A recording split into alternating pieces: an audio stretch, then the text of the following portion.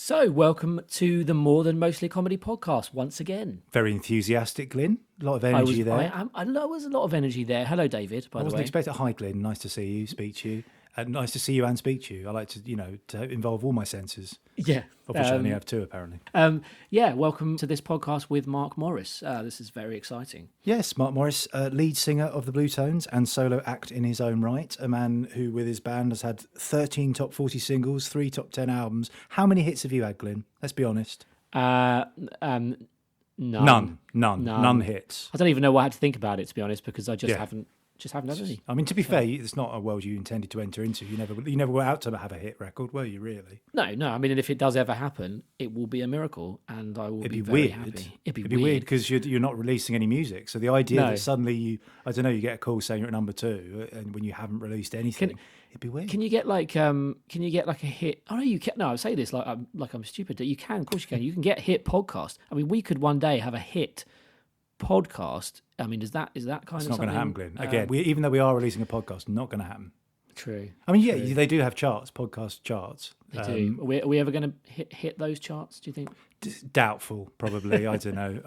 But then who knows? We have big names. We just, we're not out for that reason, are we? We're not out to have a hit podcast, really. But we're not. We're not. No. Maybe a tiny bit, but we're not. We're not.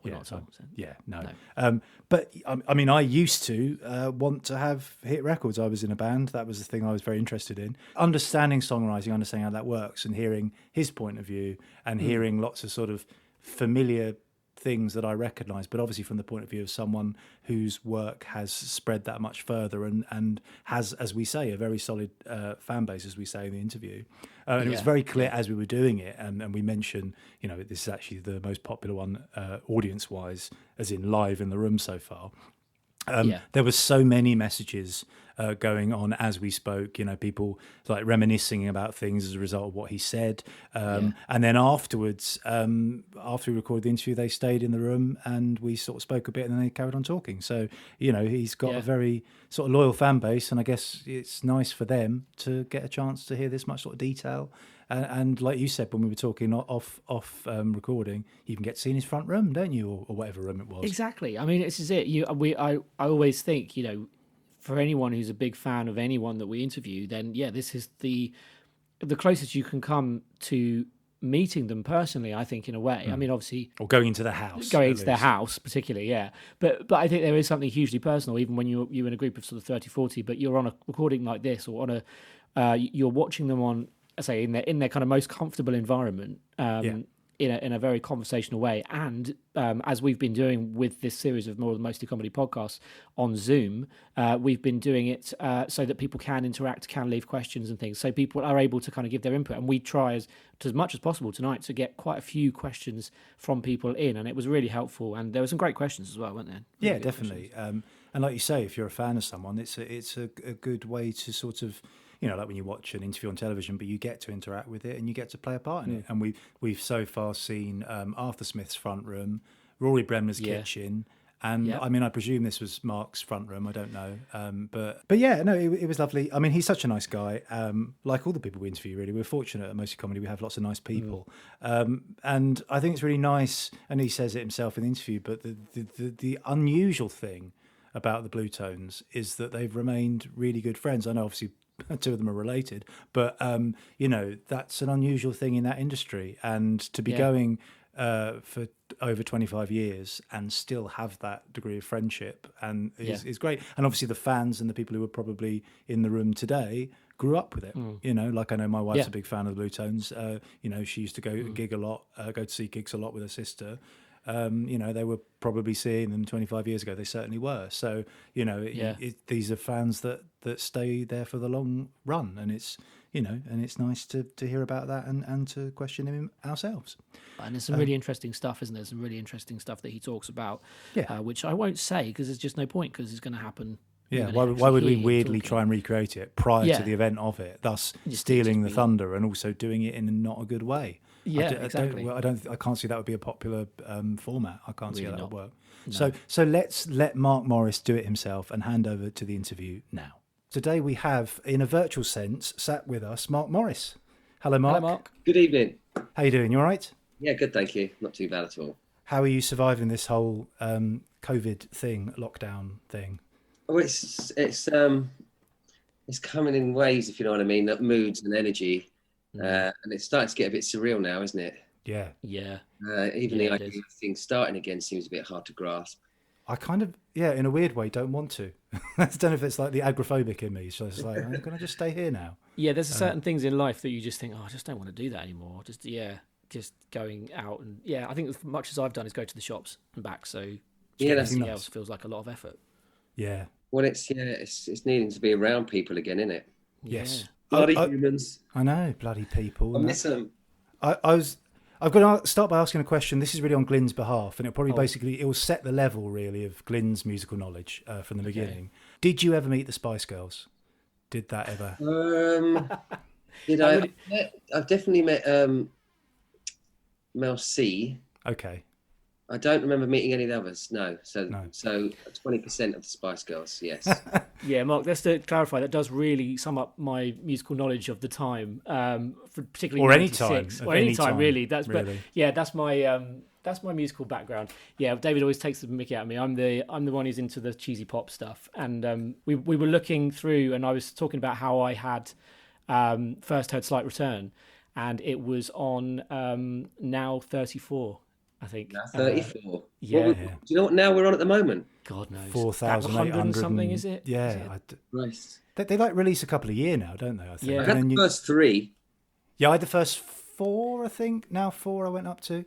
And right. And then there were other compilations available for a little while. Things like Hungry for Hits. Oh, yeah, there were. Yeah. Fast Forward had one, didn't they? There was one called The Hit Squad that was good. Right. That's how I discovered Heaven 17. Oh, really? And obviously things have sort of changed a bit with the whole gigs stopping and the like at the moment, but you're obviously coming up to the 25th anniversary of Expecting to Fly. How does that feel? Does it feel that long? Is that a weird thought, or is it something you sort of It is quite a weird thought when you stop and think about it. I mean, well, for me anyway, because it's more than half my life away now, and sometimes it feels like that, and sometimes it still feels very close. A lot of those memories and a lot of those feelings from that time. Yeah. I mean, because it was the 25th anniversary of the first single on Friday, so that's why really? I was quite reflective.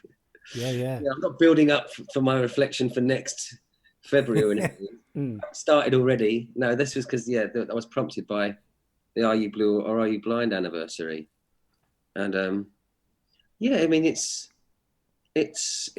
crazy really that I'm still I'm still doing the thing that I love to do, and I'm still doing it with my best friends, and it's crazy to think that this music still has this appeal all these years later. I mean, we're very lucky. I think we made a really good record with that one. I think we made a few good records, but certainly I can understand now that I'm a bit further away from it, why it caught the public's imagination, and I'm a bit sort of I feel a bit more proud of it than I perhaps did in the past. Do you know what I mean? Yeah, I was going to say, does your sort of relationship change with it over time, or in all the albums? Well, certainly. I think when you're very much when you're in the process of making albums, you're trying to move away from what you last did all the time.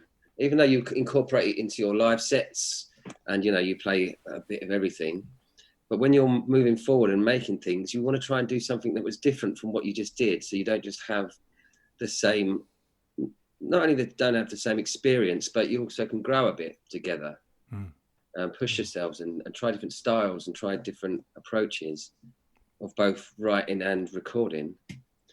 And so, I mean, and so for a number of years, we were kind of like, well, we've done that. And we push it behind us a little bit. But now, I guess, the time and passing and everything, I think we're able to give ourselves a slight pat on the back. Yeah. Our younger selves, not our current selves. You know what I mean? It's like, you did well there, lad. Was there ever a pressure when you first kind of got that huge success quite early on? Was it quite early on that kind of you really kind of went straight into number 2, wasn't it? Number 1 was the album. Number 1 straight into number 1. But to have that success, was there a pressure from record labels and then to kind of try and replicate that straight away, or were you able to kind of do exactly what you wanted with the next album? We had all the freedom that we wanted to from our label, which was A&M at the time. And it was kind of like we were the goose that was laying the golden egg, so you don't sort of start rattling it around, do you? No. Yeah, that's true. Thing. Yeah. And at that time, I guess, because of the success of Expecting to Fly, there was a certain amount of pressure on us to, just to do the best record we could. I mean, certain things like record sales and how popular it proves to be, those things are out your hands. And we learned at an early age, really, to not weigh ourselves down with the numbers, because we really didn't expect the first album to kind of take off, if you pardon the pun, as it did. And so its success didn't change our sort of creative goals at the time. We still wanted to make, and the second record we made is slightly heavier, and that's kind of like part of the journey we were on. We were suddenly touring and playing so much that our sound started to change. Yeah. And it's more reflected on the second album, which is slightly heavy. It's not a heavy record by any account, but there's a couple of big numbers on there.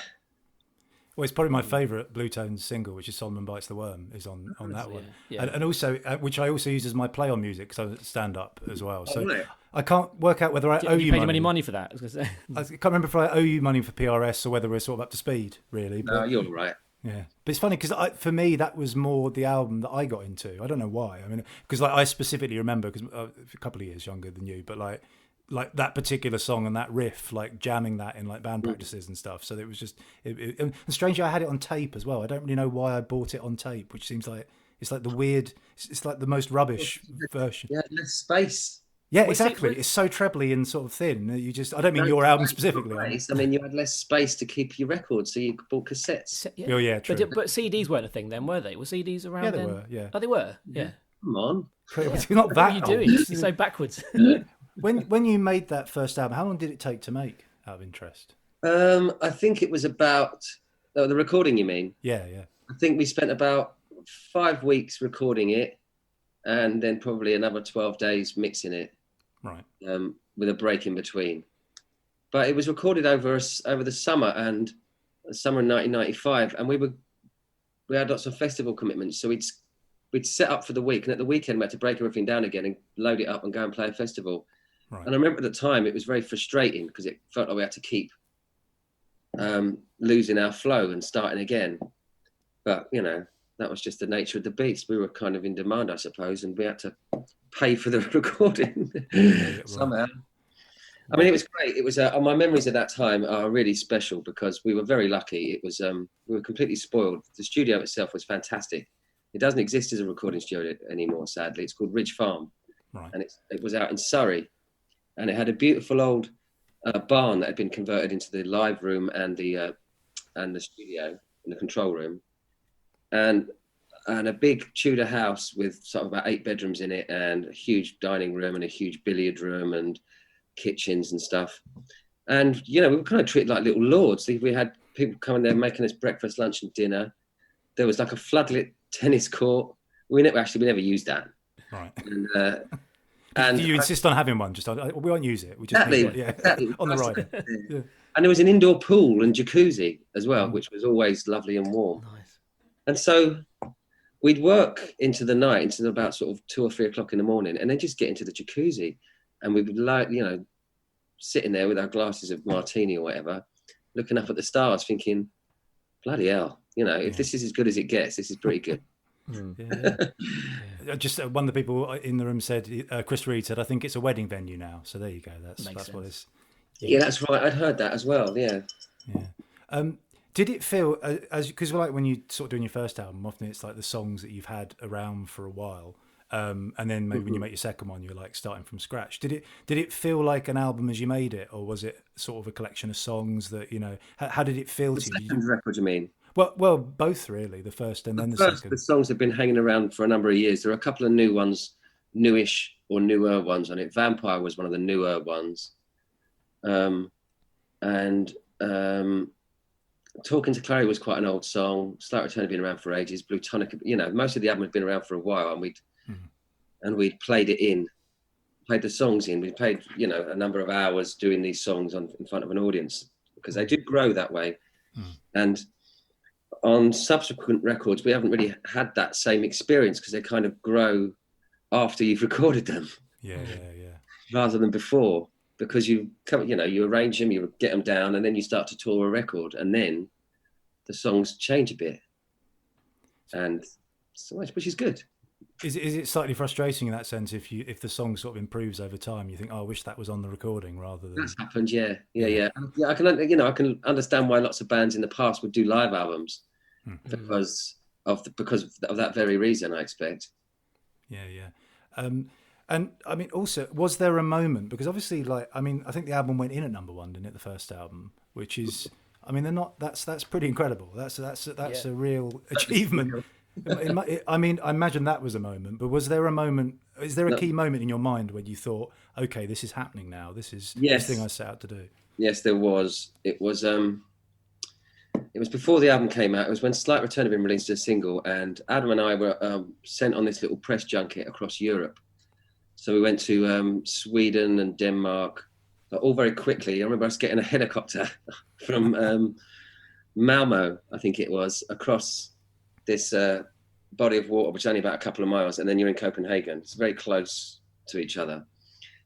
Just doing the press junket, and then we got a plane and went to Amsterdam, and then to do interviews. And the next day we were flying back from Amsterdam to the UK, and our record label got the midweek position. It was which you get on a Wednesday.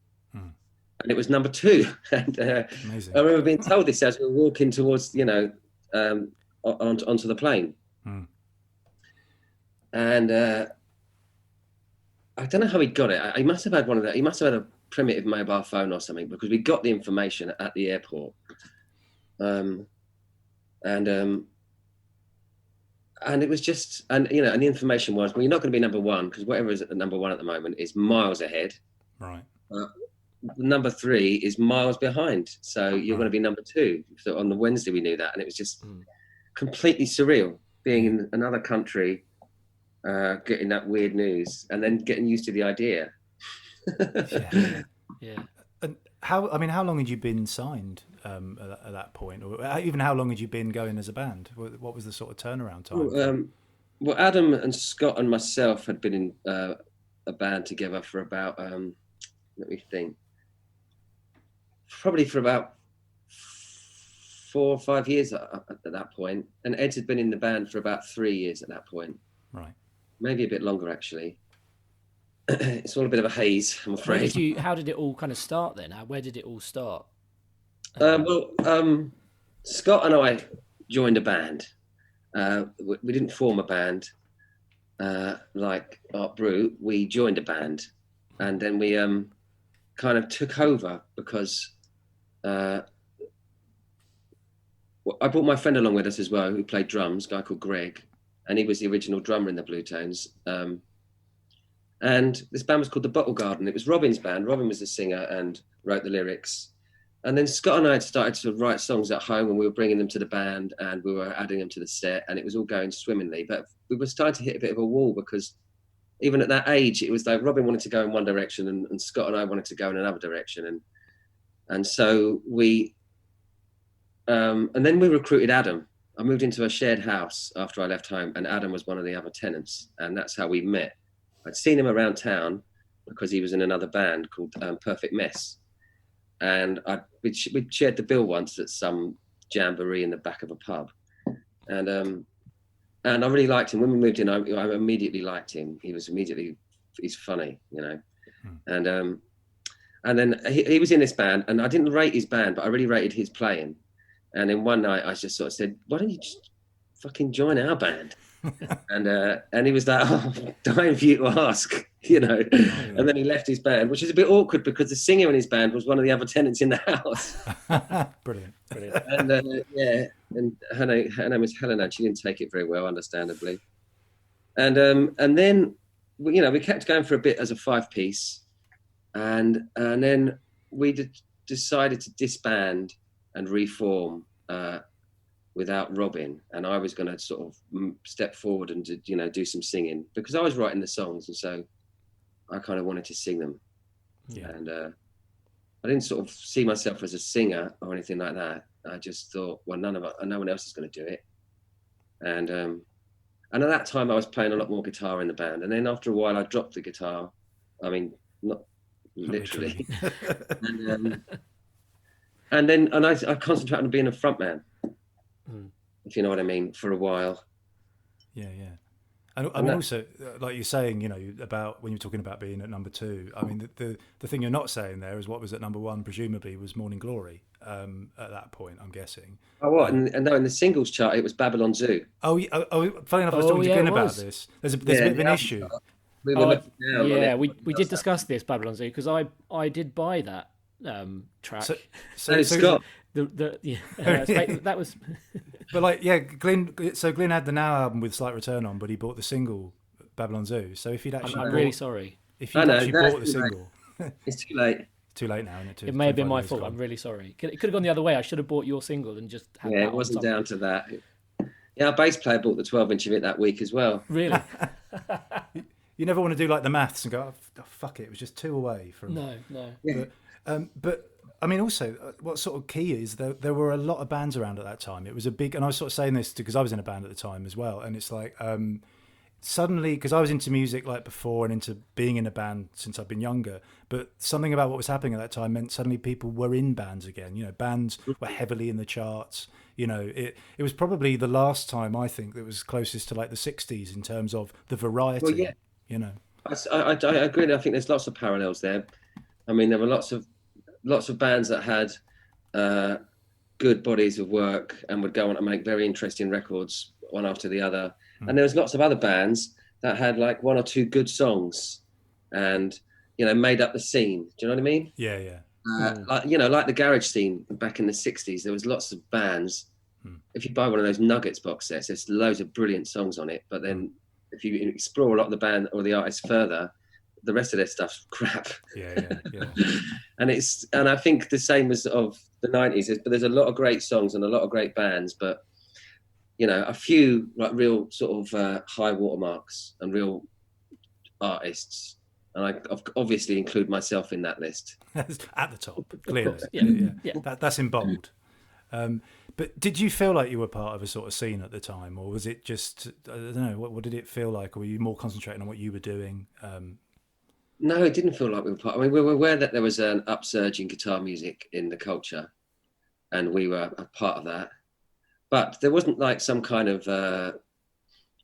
society backstage where you all had, you all lived in each other's pockets and were all best mates. Everyone was kind of thrust together. And I think everybody wants to really just be evaluated on their own terms. And so everyone kind of resents, you do resent it to a certain extent, being lumped under a tag. Or the Britpop kind of thing. Yeah. And so, I mean, even now, I mean, it's a difficult one because you get, there'll be a Britpop tour organised and they'll ask us to do it and they'll say, yeah. I mean, it's like we just stopped fighting the battle. It's like, call us what you want. Call us what you want. Yeah. I think as well, it's really hard to define bands anyway. Like if someone asks you, what's your stuff like? You always go for the sort of lazier, not really, necessarily like it thing at all. You might say what your influences are and stuff. So I guess, is it a thing you sort of go, like you say, fuck it. It doesn't really matter to be lumped into that thing because you just do what you do, Yes, it's also one of those things where you've got to pick your battles, and that takes a lot of repetition and energy and time to keep going. Well, we're not really Britpop, and then you just go, right, Christ, let's do the Britpop tour. It'll be fun. Yeah, it'll be fun. I think it's just it's also that thing as well. It's like when you look back at for example, punk. There were lots of acts in that scene who wouldn't have considered themselves punk, but they kind of are, and after a while they admit it. They pop up in all the punk documentaries, not saying we're not punk. Yeah. And it's that kind of thing. It's just, the thing is owned by the people at the end of the day. We can't have a committee and say, listen, everybody, you've got to stop calling it that now. Yeah. We were saying the other day that we're not sure. I mean, it might be wrong here, but like after that era and the Britpop kind of thing, there hasn't really been a sort of thing like that since. in the way that, you know. like, I think also it probably helps, like, you got your 80s, 90s, and then when you get to 2000, there's that weird, like, non-decade where it's Yeah, like, yeah. and then it goes Yeah. into 2010. So, yeah, I think not just in terms of the music itself, but just, and also, I suppose, you were still at a point where there was still limited amount of channels, limited formats, limited sort of other things for people to find and do. You know, I don't think the pop music scene or music in itself is anything like everything it was. seems to disseminate differently, didn't it? It Yeah. went, which is why you had magazines folding, TV stations disappearing, and well, TV channels, music channels, and that sort of thing just suddenly going. Yeah. But the other side of that was because there were so few outlets. If you got on one, everyone bloody saw you. Yeah. When there's only, as it was, let's say, even being generous, like when the advent of cable, there'd only be about 9 channels that anyone would watch, and if you got on one of them, everyone would have a way of seeing it. Yeah. And nowadays, it's quite different, isn't it? It's quite broader. Oh, so it is, isn't it? And I mean, I've always been someone who's just listened to a song and then bought that song and never, sometimes haven't really looked into the artist. What a good compilation. Get it all with the old compilations. I'm always up for the old compilations. But like nowadays, even less so. I would go on iTunes or whatever, and I would just go, I like that song, and I'd listen to that song, but I wouldn't necessarily go in and listen to the albums. But I guess back then, people did buy albums a lot more, and people were listening to all the tracks, and there was a lot more. People were sort of focused on one particular band a lot more than they probably are now, I suppose. Mm-hmm. I think you still get the album. The album chart is a separate thing, though, isn't it? Really? They do have it now, don't they? Yeah, obviously it exists. I'll do that. If I hear 2 songs by the same artist that I like, I think, right, I'm going in. I'm going to get the album. Okay, yeah. Maybe it's just me. I've got no attention span. I just kind of disappear off from something. It is just you, Glyn. You just got it's just me, isn't it? Appalling taste, really. This is a man who tried to justify buying Teletubbies say Eto. Don't even go there with that. Well, you're the one who bought it, for fuck's sake. True. I mean, It's true. I feel like I need to stage an intervention with your kids, really. But and so people are sort of saying it's sad that there isn't. I've lost who it was now. I think it was Janice on the thing said, there's no like Top of the Pops or Old Grey Whistle test now, where you have the sort of, or even the Big Breakfast, or like Chris Evans, what was it, TR5 Friday? We used to have that thing. You used to have programs going through the night as well, didn't you? Yeah. Night Network was before that, but even after that, you had music shows that went on after midnight. The Beat. Yeah. You don't really get those sort of. I mean, you get your music channels, I suppose, but you don't get programs on the sort of main channels, sort of showcasing music. In the music channels lately, there's not much music on there. It's just all reality TV nowadays on the music channels. No, and situation comedies. What's your sort of relationship with reviews? How's that for you? I don't really read them anymore. No, not even the good ones. It is that old cliche of if you've got to read the good ones, then you've got to read the bad ones, and that's true. And it's the bad ones that stay with you. So I try to just give it all a swerve and let someone else tell me, oh, you got a good review in so and so, and then no one says, oh, you got a shit review in so and so, because no one wants to be that cruel.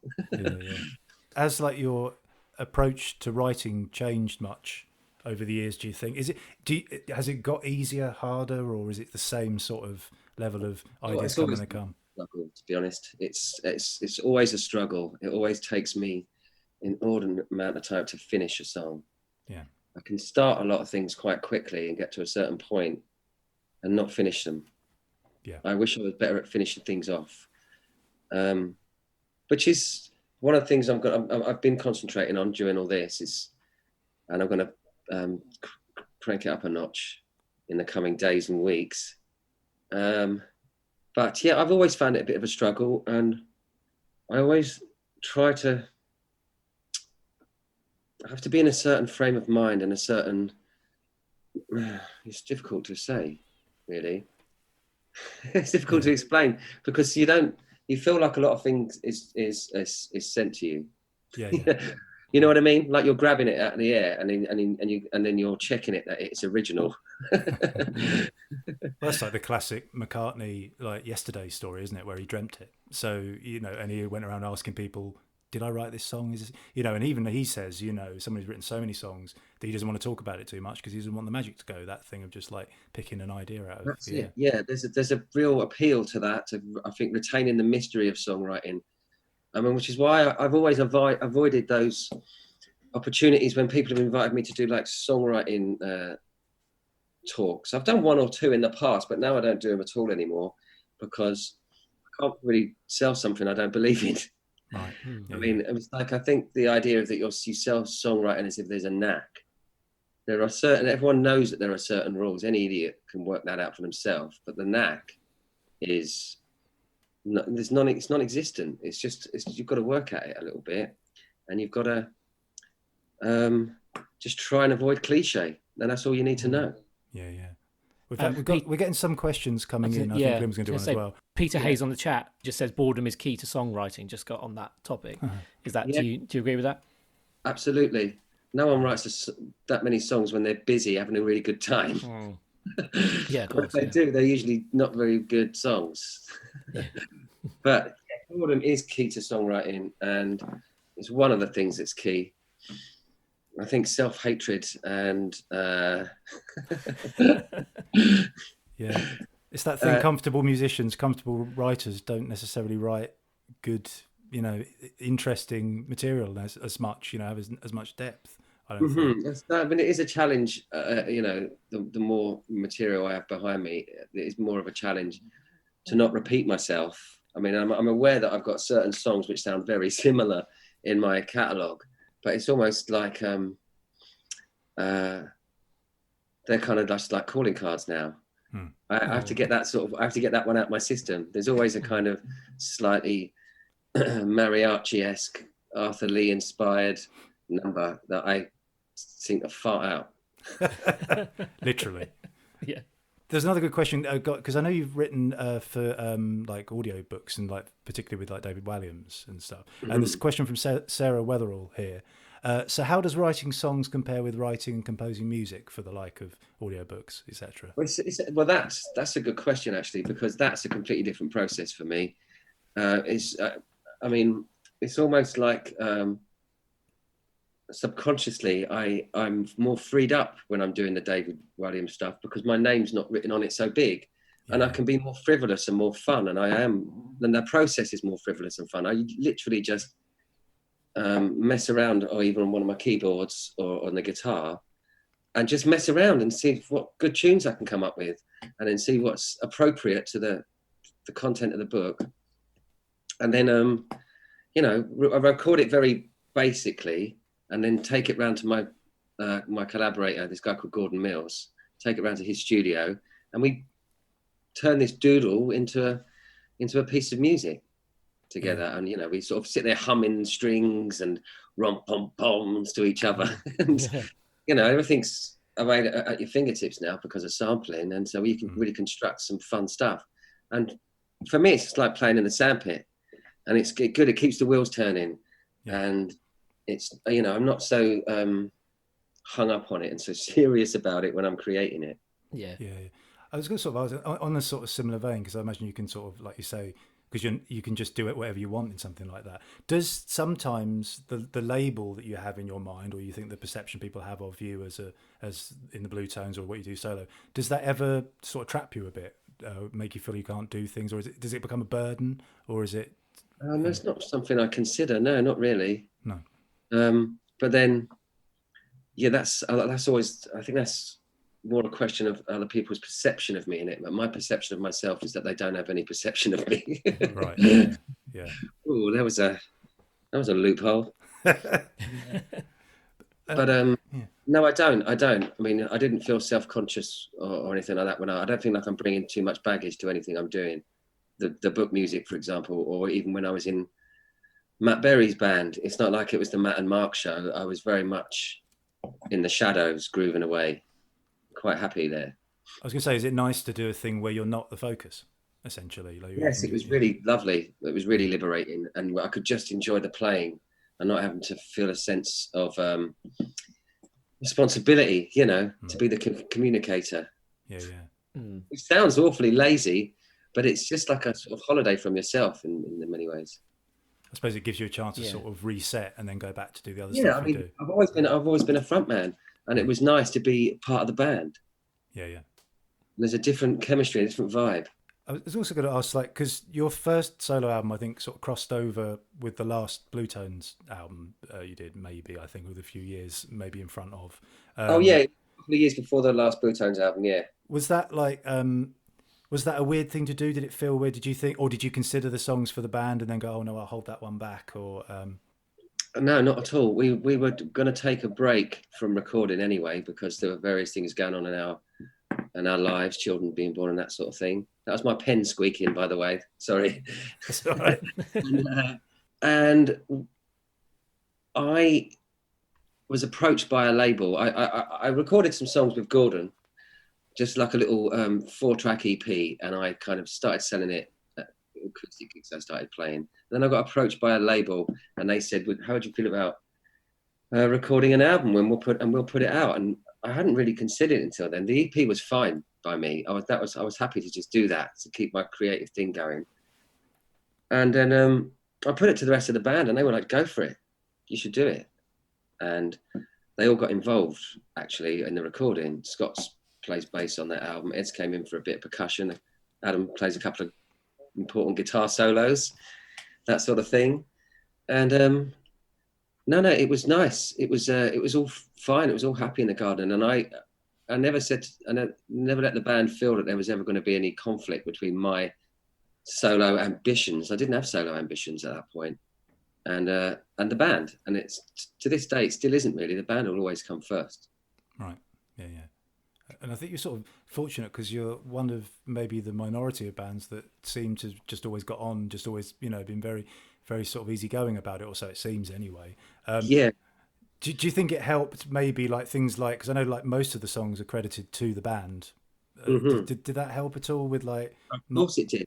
Yeah. Of course it did. I mean, look at a lot of other stories where what's the thing that breaks friends apart? What's the worst thing that's going to break friends apart? It's going to be money, fighting over money, and then the resentment and the division that causes when you see so and so driving into the studio in a Bentley, whilst you're still coming up sidecar, the Mini Cooper, and that sort of thing. And so we that was always on the table for the band right from the beginning. We always said that, and because as far as we're concerned, we put the same hours in.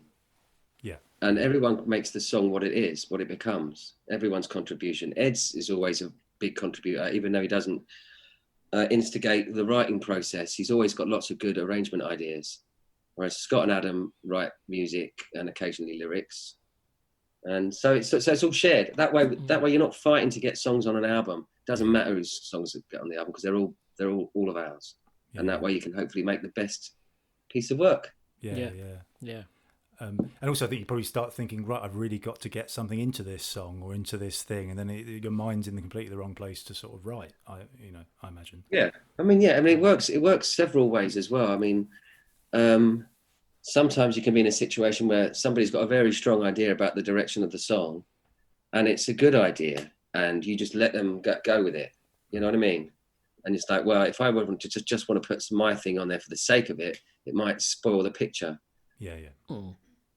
I mean, that's often where a lot of the creative disputes would come from, but they're always worked out all right in the end. Yeah. I mean, it would be about that. People wanted to get their ideas on and not being that warmly received. Yeah. The question's sort of similar to what you were covering there, but from Katie. Was it daunting to make the jump from being a part of a band to being a solo artist, particularly on stage? I know like sometimes you've done gigs and pretty much the Bluetones have been the band, but was that strange, like turning up to gigs on your own, or was it? It was at first, yeah. It was really strange at first, feeling like really exposed, and I wasn't that confident in myself straight away, and so there was quite a learning curve. But I just kept on going. It's like I'm going to get good at it eventually. Hopefully, I should do. Just on the Malcolm Gladwell principle. And but now it's fine. It's now it's second nature to me. Yeah. And in many ways, getting over that hump, and it happened during a period when the Bluetones weren't really active. Well, during when we'd broken up. That I was able to come back to the band and feel like I was bringing something still, and able to adapt my game to the new dynamic. So I think having done that, gone out on my own for a bit, and then coming back to the sort of comfort blanket of a band was very beneficial for everybody. Yeah, yeah. And because like you say, you sort of decided to call it a day with the Bluetones for a bit, and Yeah, in 2011. and had like, was it a farewell tour you did or sort of thing? Yeah. Yeah. So what led to it coming back again? Was it just the enjoyment of it, the missing it, or the? Well, yeah. Ironically, it was. I was touring my second solo album, and I wanted to take it out on the road. I'd taken my first album out on the road with a little band, but they all weren't available. And Ed's and Scott and Adam all sort of got in touch with me independently of one another to say, "Oh, if you are going out for a couple of weeks, I'd be interested in coming along." And 50 quid a night in a bed and breakfast. Come on, yeah, count me in. And so I just thought it would be fun to go out. I said, right, so I contacted him. I said, why don't we just do it right then? It's the Mark Morris show. We play my stuff. You're the backing band, but we just don't announce it as that. People will turn up and they'll go, oh, wait, it's all of them. Yeah, yeah. And it'd be a nice surprise. It was only like a half a dozen gigs or 8 gigs or something like that. And we did that. We did like a Bluetones song at the end of the set. It would have been wrong not to. And that just really started everyone's fires burning again. Everyone realised how much they'd missed it. I mean, I'd missed being around them. I hadn't missed touring and playing music, but I'd missed being around them. And I think we all felt like that. And so we were like, can we reform? Is it not just like a big swizz? And that's right, the Magical Sex Band. There it is. I just saw the name come up. Yeah. And it was one of those things. It's like, oh hell yeah, man! It's our train set. We can do what we like. Of course, people will probably be a little bit cynical about it, but we can't control that. I'm sorry to those people. If those people feel like they want a refund for something, then come see me. Yeah. And also, why would they complain if someone likes your band? Why would they be unhappy? I know, it's a strange one, isn't it? Yeah, it's a strange one, isn't it? It's like, why'd you get back together? Yeah. Why did you buy a ticket for tonight's show? Yeah. Did you? I mean, it strikes me, and it's sort of been proved, I think, in like the interest in this, which has been the most sort of audience we've had for one of these things. I mean, you have a very, very solid fan base, and who are very sort of loyal, and and also you seem to have quite a close sort of contact and connection with them as well, and sort of you talk to people, you probably recognise faces in the crowd and stuff. Do you, sometimes I don't know, do you feel the pressure to live up to that, or do you just feel like, well, no, we're just a community, I just do what I do, or is it nice to have that sense? Pressure to live up to people's already quite compromised expectations. Well, yeah, if you could put it like that, but only in as much as there always has been. You always want to do the best show you can, but I think now, compared to then, we have a lot more respect for the show than we would have done when we were young. In the old days, we were really distracted by all the recreational stuff that went along with being on tour, all the distractions and all the partying. We didn't go at it hard and crazy, but we were at it constantly and consistently.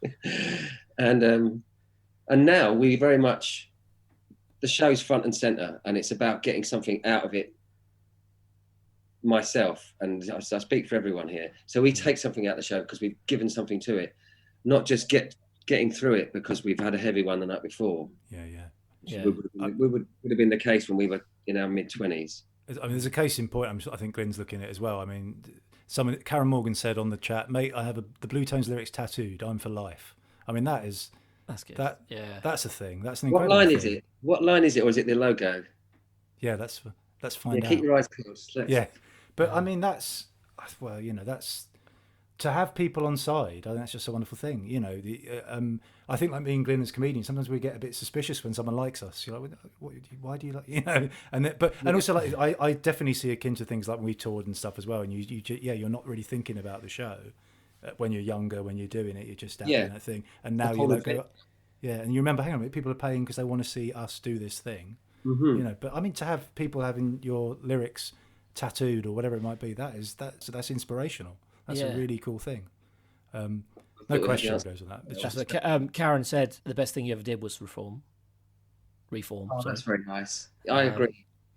I agree. Like so much ham. Yeah, yeah. Just like Ham does. Well, I'm just looking through some questions now.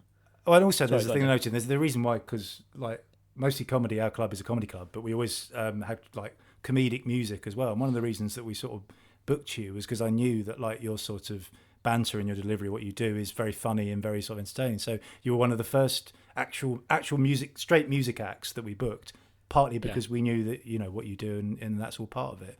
Do you think you need to have a sense of humour to be in a band? Because I mean, it always seems to be like all the best bands had that. You know, again, the Beatles and stuff had their sort of, you know. Yeah, I know. Yeah, no. I was thinking about this recently. Actually, it was in a kind of Beatles and versus the Stones type debate. Um, I I think I've written a lot of sort of melancholy songs over the years, and for me to exist in that space for the whole of the evening or the whole of the tour, you know, and the whole of the year, would be like wouldn't be good for me. Wouldn't be fun. And I like to kind of step in and out of the songs. So when I'm in the song, when I can be really in the moment and lost in the song, and then I can snap out of it. And I don't want to be morose. Like the song may be slightly sad, but I don't want that to infect the mood, you know. And I think people can do that as well. They can dip in and out. You can get into it, but you don't need a whole bloody hour and a half of that. No, no, Becomes a bit God, heavy. no. And then I'd probably get a little bit throwaway with, you know, or a bit what's the word, you know, it's that thing of, it's that imposter syndrome thing, isn't it? So Yes. I am very sort of like, I don't know, I'm the opposite of Liam and Noel in that regard. I don't like to be up there saying how great I am. No. But let the music Even though I speak am. for that. I mean, obviously, You yeah. just don't You say just it don't out want to loud, say yeah. it. You want Yeah. other people to say it to you. Yes, exactly, all the time. Oh, hang on. Jill's iPhone. So I don't think iPhone's her surname. I think that's just Bit weird the if way it was. she She calls it. predicted the iPhone. Her Yeah, family she's made called- the iPhone. They They designed did, it. yeah. She said, "I'm inked too. I'm fine. I'm alive. I've arrived I've arrived." Yeah. from 4-day weekend. Do you find like your fans know your stuff better than you do sometimes, or Sometimes, yes. yeah? And is that Yes, yeah, well, because that's normal. That's natural. It would be weird if I had an encyclopedic knowledge of all my own stuff. That would sort of smack of egotism. yeah.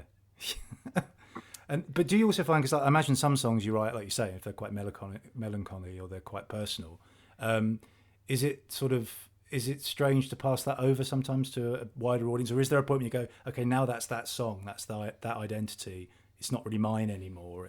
But I think for me, I think that's the thing that takes a lot more time, is when I'm happy with a song, with the balance of it, with it having, you know, with it having something about it that can resonate with other people, and also with it not being too laid bare. I mean, I don't want, this isn't autobiographical work. I'm not laying my life open to people in, say, the way that someone like John Grant might be. He's much more confessional and much more specific to himself. But, you know, obviously they're completely relatable emotions. But I try to be a little bit more, a little more vague and a universal, but without being cliched, without relying on, you know, just being trite. Yeah. I try to say things differently, and I try to make things rhyme differently and that sort of thing. Also, it's art, isn't it? So it's there's a point when it becomes you know, it doesn't have to be. I mean, like you say, some people are very autobiographical, but it's yeah, just to be creative. It's got to have truth. Yeah. You want it to connect. Otherwise, you're looking for something else in a song, you know, which is just a good feeling. Yeah. Jane Travis said, "Do you have one song you're most proud of writing?" That's a good question. I don't really. I've got a few that I've been thinking about lately that I'm pleased with.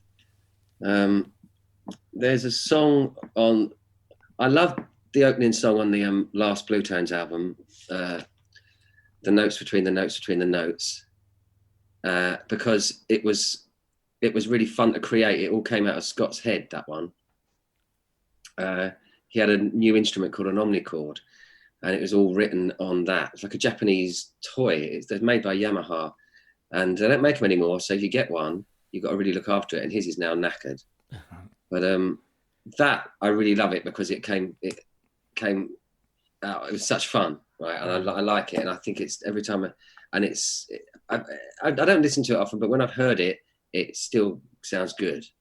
And I really love Firefly from that record too. That's one of the best things we've done. But earlier on, the earlier on stuff, as I mentioned earlier, it feels like it's, to me, it just feels like another person almost did it. And it's not like I'm as connected to it now. I am when I'm performing it, but a lot of stuff just sort of, it goes away because you're focused on what's in front of you. Yeah. So, I mean, from the early stuff, I love Vampire from the first album. I'm very proud of that song.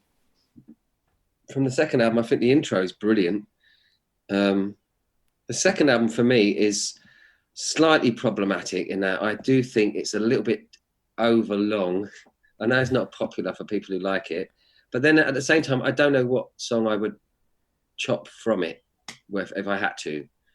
But I do think it's about 55 minutes long, and for me, that's probably about 7 minutes too long. Right. Yeah. It needs to get on one side of a C45, and there's always about 48 minutes on one of those cassettes, isn't there?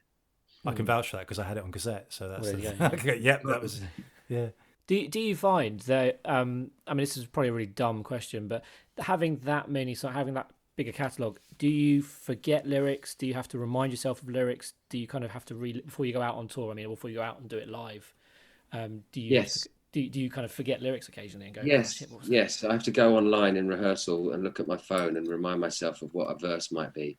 Do you? You don't have auto cue though, do you? Think some people have? No. I've seen that. It's more distracting to the audience. Oh, there's a huge spider over there. You should get it into shot. This is their time, isn't it? Yeah. Yeah. Real life version of arachnophobia.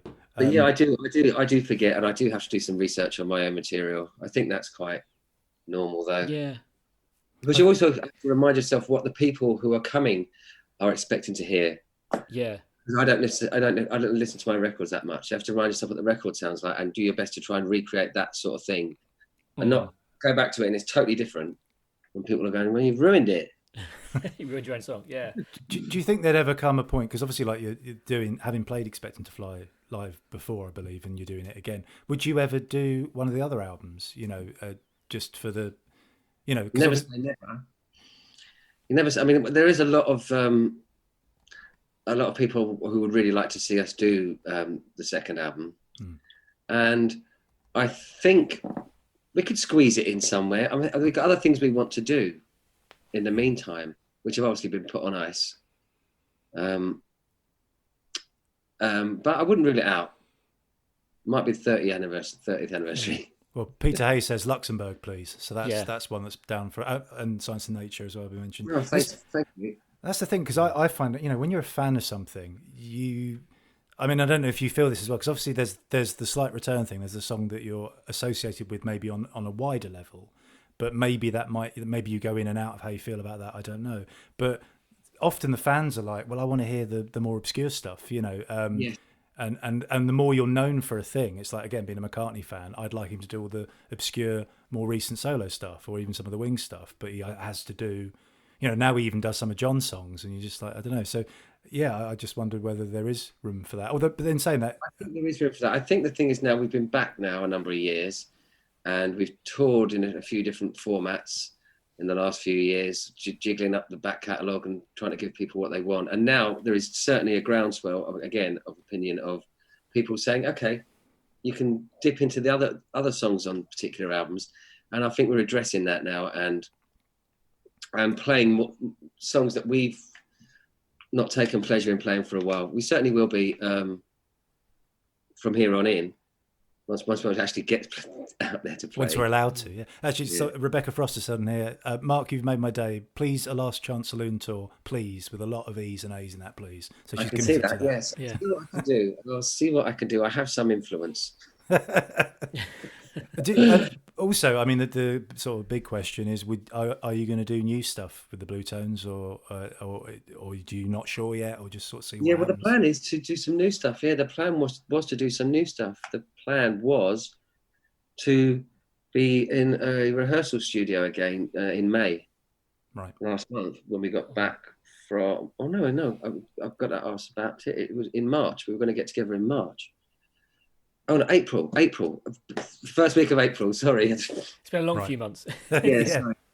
But that has obviously been that's got the kibosh for the time being. But the plan is we'd like to do some EPs next, a series of EPs rather than an album, and for the reason that I think it would, now we're older gentlemen and we have different lives, it would be easier for us to focus on smaller bite-sized things. Mm-hmm. So when you're doing an EP, you're only really focusing on sort of 6 songs, of which you're going to use 4. But when you're doing an album, you're kind of focusing on 11 or 12 songs, or sort of 15 or 16 songs, of which you're going to might use 10 or 11 or 12, So it's a bigger project. And I think it would be more sensible for us to bite it off in smaller sizes and then put EPs out. And I think it's nice for people to listen to things in bite-sized chunks and they look forward to the next one. Yeah. Put it all together and go, well, there you go, there's an album, sort of. Yeah. And handily, Chris Reader said, for Glyn's benefit, EP means extended player, not Elaine Page. Thanks, Chris. I'm glad he cleared that up. Yeah, he knows me well. God, we don't need more Elaine Page, I tell you. There's a couple more questions I'll just quickly share that people sent in beforehand, if you don't mind, Mark. This one's Eileen Sulis. Which 3 musicians, living or dead, would you like to be in lockdown with? And also, I think somebody else said if you could form the perfect. Bee Gees. The Bee Gees. Would I like to be in lockdown with? Yeah, that's a long time, isn't it? Or in a supergroup with, if you could pick and choose a band to socially distance jam. Yeah, with. Yeah. At least Barry Gibb's got the beard, would probably hold in some of the germs and the sort of air. It's like a natural beard snood. Or I think. Let me just pull these 3 out of my head then. Kate Bush. I think that'd be fun to hang around with Kate Bush. And I know she likes to have a recreational cigarette every now and again, so we could join in together on that. Kate Bush would be good. I think Neil. I'd like to have Neil Young around, but like a slightly younger, less grumpy Neil Young. Neil Younger. Yeah, Neil Young. Yeah. And thirdly, who would I like to have around? I'd probably have Jed from Howard Jones's. It was Howard Jones's mate on New Song, throwing off his mental chains. I'd probably have Jed around because he'd be a good laugh. There's another one here. This one is Sarah Weatherall. How do you come up with the concepts for your videos, and do you have a favourite and why? Any funny stories while filming as well? Well, different videos. I've got different stories behind them. For example, the Blue Tonic video where we've always got these cat masks on and we're running around and burning money. It was like we had this idea that we were going to do the band were going to do a heist. It was a fake heist. And we got the money and we didn't actually want it. We just wanted to walk off into the sunrise. And that's your idea, but then you're working in collaboration with a director and they've got their ideas. And so somewhere in the middle, you get something new. And with the Slight Return video, that was a concept where the director worked with a concept that we'd come up with. We were big fans of the film, The Loneliness of the Long Distance Runner, and the look of it. And the sense that the band would be in perpetual motion for the whole video, constantly running, with a moving camera. It didn't quite work out that way, but you get that sense from it. And again, that's collaboration and compromise. But other things, like the Marblehead Johnson video with the big suits, that was kind of like French and Saunders had done it on their TV show when they played those 2 big guys. And Ed's just said, "Why don't we do that as well?" And it's like, yeah, why not? It's like it's like an anti-vanity sort of statement, or whatever. And then other videos, for example, we had ideas suggested to us by directors, and we went, yeah, okay, we'll do that. That sounds good. Like the video for If was like that. The video for Solomon was like that. The video for or Ophelia was one that was suggested to us. We didn't come up with those concepts. Ben and Rhiannon Price said After Hours video was great.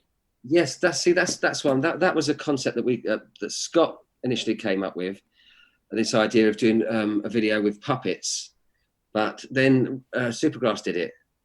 They were there pumping on the stereo video, which was brilliant. It's like, well, that's out the window. And so we said, well, instead of having puppets, because the idea was they were going to be in a bar, so you'd have puppets drinking and misbehaving, that sort of thing. And so we just said, well, instead of puppets, let's have children. And we were good friends with Edgar Wright at the time, and he was involved in these discussions with us. And we put the concept to him, and he came up with the idea of we can do this as a one-shot video. And so he then, with the help of this American lady whose name escapes me, they choreographed the whole thing, auditioned all the kids. I was there. I sat in on some of the auditions as well when they were casting the kids. It was good fun, and so some videos we were more involved in than others. This is another question here. Just have a look. Did you manage to get to other people's gigs as a punter much? Who are your favourite artists to watch live? That's Louise Devereaux sent that in. Okay, who are my favourite artists to watch live? Yeah, I don't get out as much as I do, as I'd like to. But I have to travel to get to gigs from where I live. And there's a great venue here in town, the Forum, but not everyone comes through here. But recently, the last gig I saw before lockdown, I went to see Elvis Costello. Brilliant. But the people I'd like to see are the people I'd like to see when they tour are people like Queens of the Stone Age, because they're always good. People who always deliver for me. And Stephen Malkmus. And then there's new bands. I would like to go and see the Rolling Blackouts, Coastal Fever. I've been a real big fan of theirs since their sort of first or second EP. And they're going to be playing again soon. I'd like to get to see them when they do. And next year, I mean. And but yeah, I'd love to see Tame Impala live. I hope that answers your question. I try to get out, but I don't get the chance. And often, if I've been away for a weekend and I do 3 gigs in a row and I come home, I'm not really that jazzed about going to a club again. Do you know what I mean? For a few nights. Back when you were sort of back in the 90s, and there was all, did you get to see much of what was going on around you at that point? Were you watching other people, or were you so focused on what you were doing? We were real big listeners. Because we were music fans as we are now. We still listen to music a lot of. We don't try and keep up as hard as we used to, but we keep our ear to the ground. But there's always there was lots going on at that time that we really loved. I mean, when the Fugees first burst onto the scene, the Super Furry Animals, for example, are a band that just made brilliant album after brilliant album. Supergrass, we loved everything that they did. And quite a lot of our contemporaries, actually. And there was things like Daft Punk were emerging, weren't they? And but we didn't listen to necessarily bands that were supposedly of our ilk. You know what I mean? The bands that we might have got lumped in with, because, as I said earlier, for reasons I mentioned earlier. Do you find like, because I think it's quite common that people's influences are quite different to the sound that comes out of them.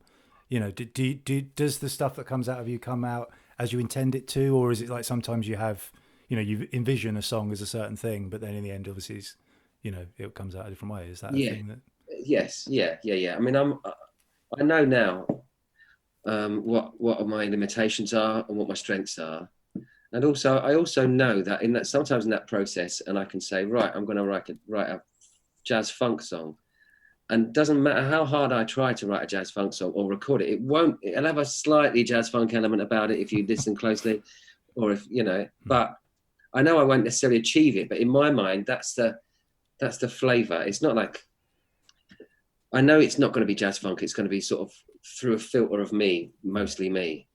I'm not skilled enough to jump through the genres and just turn it on and off. But I can have a stab at something and know it will come out sounding other. I have a hunch it will come out sounding other. I don't know if I can ask you this one, because I don't know if it's slightly controversial. My wife asked, Ask about the charlatans in capital letters. Oh no, I know what she's referring to. She's referring to that gig we did in Cambridge, and I was very indiscreet. You had a moment of revealing. Yeah, we toured with the Charlatans very early on in our career, and let's just say it wasn't the most enjoyable experience for us. It was quite a bitter pill to swallow because we absolutely loved them at the time, and then I guess we just got too close. Never meet your heroes. Yeah. And when they let you down, in a way, it sticks with you. you. To be fair, it was a long time ago. You know, they're different people now than they would have been. They were young and going through a weird trip like we were too. You know, they're just a bit further along in their career than we were. And you know, you put it down to foolishness. You know, I don't think they're bad people. I don't think ill of them. But at the time, it was one of those things. It was quite a bad experience, and it galvanised us to be of the attitude that, well, when anyone ever tours with us, there's no way we're going to treat them like that. Right. Yeah. You know? It's good to kind of learn that, I suppose, quite early on as well, isn't it? It's kind of yeah. I think as well, it's one of those things we find this for like comedians as well. Sometimes we have comics that got very successful very quickly. They sometimes don't know how to be yet, because I think like music, like comedy, you don't train in how to be when you're on tour or what you do. You just learn as you do it. So to have the success either, do you? They don't train to have that sort of profile of success. And I suppose comedy's a bit like music in that it's, you know, it's specific people creating their thing, their voice and stuff. And then I suppose over time, you sort of learn how to be, like you say. So I can sort of see. Yeah, I mean, obviously, how to be known. Yeah. Well, that's the thing. Suddenly, you're learning your craft. If you have success early on in your career, you're learning your craft, and then all of a sudden you've got a lot of eyes on you, and you're not used to having eyes on you. That's or being recognised, or having people having expectations. Yeah. Well, Gareth Took actually says on that subject, he said, "What's the weirdest fan moment you have ever experienced?" You have experienced. Weirdest fan moment. Let's hope they're not here. There was a few a long time ago. There were a few. I've had people, like whilst I've been fast asleep, letting themselves into my hotel room and that sort of thing. And this is a Japanese woman years ago, and it was in Leeds, and I just stirred, and there's a Japanese woman sat next to my bed. As you do. Yeah. Terrifying, man. Yeah. Yes. Did you just go back to sleep and then wake up and she was gone? Putting her outside. Door. Did you? Ben and Rhiannon Price said, "Did you have media training?" Actually, thinking. What do you think? No. No. What does it show? Am I too slick? Super slick, yeah. Did you? But I suppose that's in relation to like when you first came big and everything else, and you had to do press conferences and things like that. I suppose did someone tell you what to do that's when, much. You know? Yeah, that's a newer thing, isn't it? Now Is it? That's only in the last few years that's become more of a thing with bands, as from what I know. But it would have been something we would never have got on board with anyway. Yeah. And it's like singing lessons. My record company booked me for singing lessons at one point to help me look after my vocals more than. Is that what they said? They're like, that's harsh, though, isn't it? Well, I knew that. It's because I kept getting sore throats, and I kept getting. I was kept damaging my throat, so I hadn't learned properly how to project and protect. Yeah.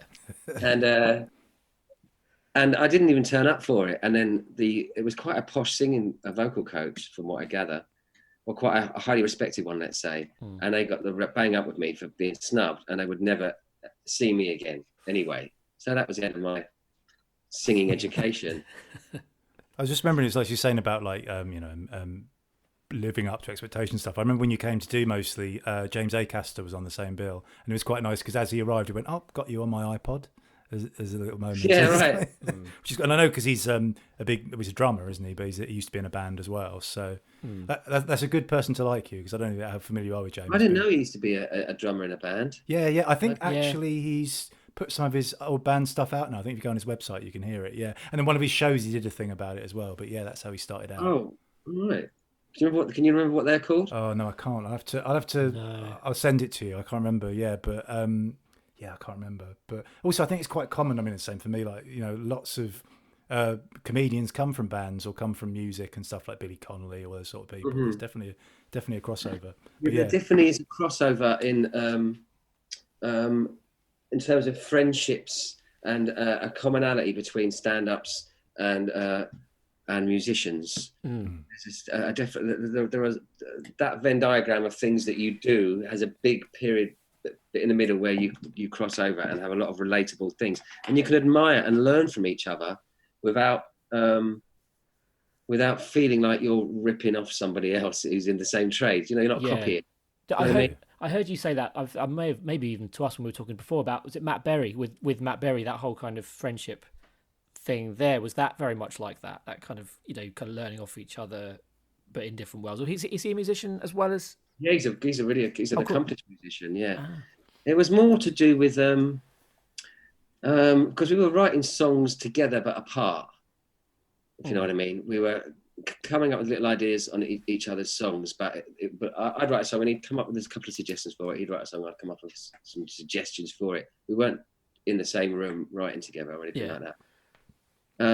But no, it was more because, at that point I was quite an experienced tourer and musician.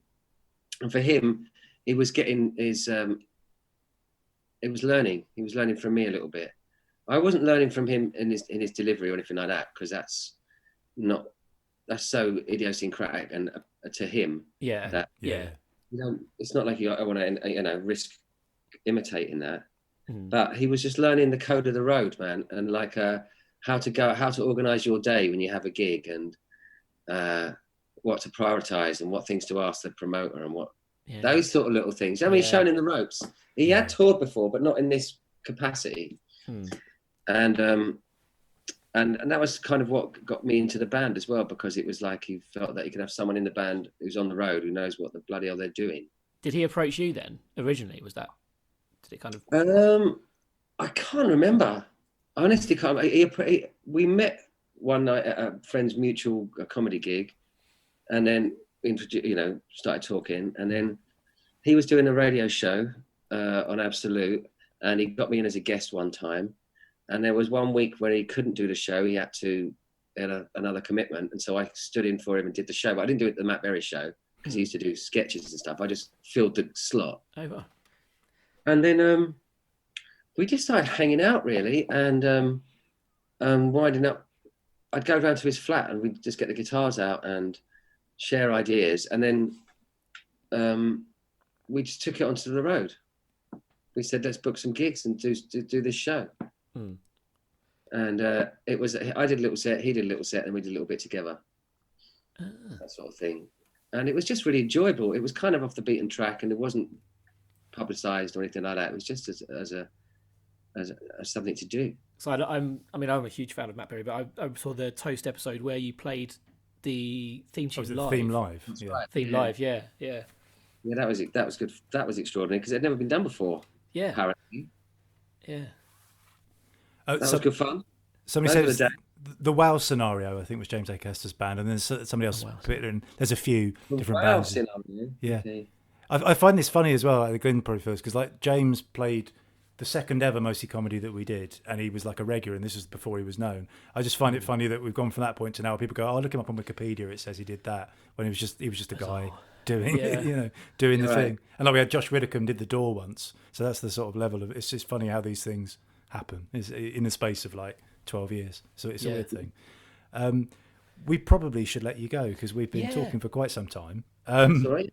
But thank you so much for doing this, and thanks to everyone for joining us. Yeah. And it is so clear as we see all the messages coming how much the people love you, love what you do. People want to see Last Chance Saloon live. They want to see all those other things. So if nothing else, at a time when we're all stuck in on our own, if this helps remind you that a lot of people like what you do, might give you it's very nice. We all need that. Yeah. Exactly. No one likes us, sadly, but they're right. They're right not to. They do. But thanks so much, Mark, and come back to Mostly sometime soon. Come back and do this again as well. We'd love to have you back. With pleasure. And yes to both of those things. Brilliant. We'll do that. Take care. Right, cheers, Mark. See you soon. Thanks very much. Pleasure. Cheers. Bye. So that was Mark Morris, and a lovely chat it was too. I'm kind of frustrated. It's difficult when you're trying to cover this sort of thing, but I'm just looking at the list of, and he's had like, I think 4 solo albums. We didn't really get to talk so much about all that stuff.